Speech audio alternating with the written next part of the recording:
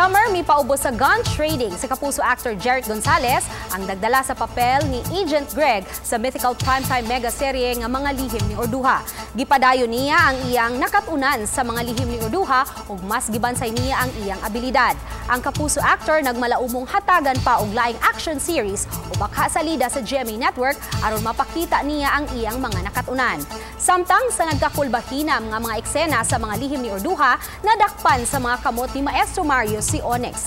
Dihang gipangutana ni Maestro Mario si Onyx kabahin sa mga detalye nga iyang nahibaw-an sa tumo nga iyang kaluha nga si chairman di kini mohatag og pamahayag hangtod nga di makahinabi niya ang iyang igsuon nga si Crystal ug si Jem.